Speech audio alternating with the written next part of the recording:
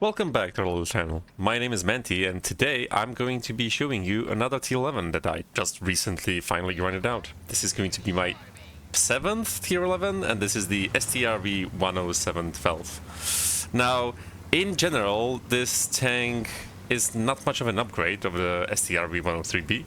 The lower plate is not at a very good angle, unlike the 103B, so you don't have the auto ricochet angle on it. But it can still perform, and it might be classified as a sniper TD, but if possible, I refuse to play it as a sniper TD. Instead, I'll be trying to use the armor and the DPM of it to use it on the heavy flank here on Serene Coast. So, with the excellent speed, we can get into position first, and we can get some free shots on the KR1 there. Now, one point I want to mention is that this is probably my 4th game in this tank, so this is without all the upgrade that make it a bit more manageable, a bit more useful in the special pillbox mode. Without the upgrades, the pillbox mode isn't very good. It gives you some boost to accuracy, which the STRV doesn't need. It gives you some boost to DPM as well, but it makes you very, very weak and vulnerable, which is not what you would expect from something called a pillbox mode to begin with. But as you can see, I'm being a bit careful, especially of the BZ-75 with this higher caliber gun. But 120mm gun and lower, I can be, at least my upper plate is going to be entirely fine. 150s, up to 150, it's going to be mostly fine, and anything about 150mm is going to be an issue with ore matching. So I'm trying to get this KR1 into the cupola. Of course, the cupola not being a very easy target on the KR1, and it needs an armor nerf as well. That cupola is way too strong. It's like 315, 320 effective armor. It's just nonsense. Utter nonsense to have a cupola of that thickness on a heavy tank at least. But yeah, he's trying to get me in my cupola, and one difference to the STRV 103B is this cupola. If you are aiming at your target, it's actually behind the fencing, so it can be safe from heat runs. But any APCR will just go straight through and into the cupola like nothing.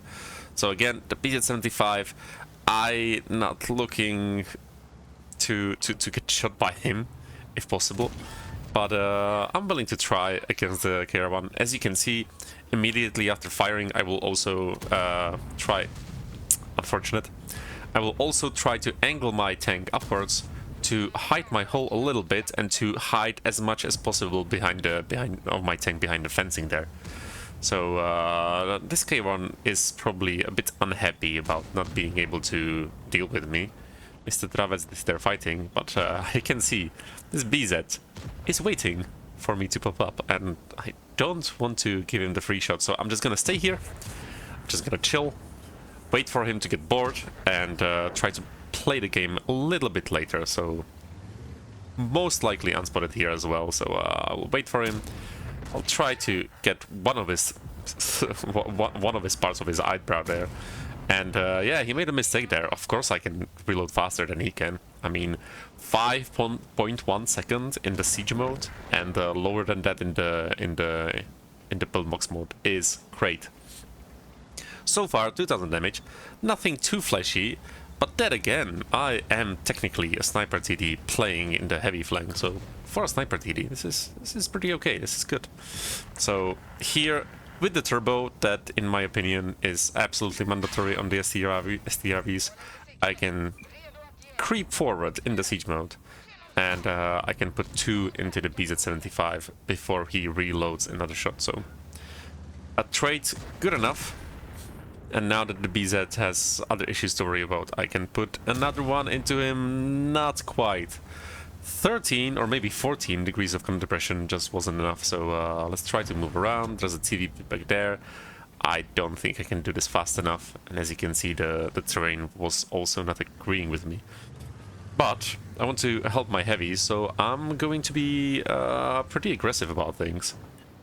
Now the BZ is going forward. So again, the siege mode can be an issue when you're trying to advance with your teammate. But eventually, oh hello Mr. M60, eventually I'm going to have some shots on the BZ-75, get him into his roof or one of his cupolas. Again, this reload is just excellent, and he is making a giant mistake here. And I do punish the mistake. 5.1 seconds is excellent. Although, it's not much of an upgrade of the Strv-103B. And to be honest, tier for tier, the Strv-103B is just a better tank. Because the sides aren't the actual tank on the Strv-103B, it's just spaced armor. So the entire hitbox is a lot smaller on the Strv-103B, and the lower plate is also at a better angle to auto-ricochet anything 120mm and below. Oh, hello M60. Let's try to give you a quick shot, not quite. Maybe the Dravets, not quite either. Maybe under the train, not so much. I was ready to help and defend the base, but apparently the base can deal by itself, so that's fine. I'm waiting for a shot here, but again, if I want to do some more damage, I need to go forward and be aggressive again. So yeah, this, not much of an upgrade over the Strv-103B. It has some different weak spots on the upper plate. You have to be careful about the lower plate, and whenever you see someone aiming at it, you have to actually aim below them so you can increase the angle on the lower plate to make it auto ricochet. And again, that Hori 3, if I remember correctly, that's above 150mm, so could be an issue. There are some decent 60mm plates on this STRV, but definitely worse chances of bouncing that one. So here I'm just trying if I can see him and spot him before he can spot me. Not quite. This is could be still a bit tight. We have some tanks kinda out of position, so we have to be a little careful about things. But now that the Hori 3 has been lowered to one shot and a bit, it should be fine. Okay, the biggest issue for me has been dealt with. So now I can use my HP, try to use my armor, go forward, get into the siege mode, and try to take some shots. Unfortunate shots on the M60. Maybe I could have made it feel better. But again, I'm gonna surprise the Dravets with this reload. So this tank just catches people off guard through the sides, also through these tracks, and now with the excellent accuracy, I don't need the toolbox mode. With the excellent accuracy, I can just take the Dravets out, and we're very close to 5k. Very close to 5k, and that's the game. That's the tier 11 STRV.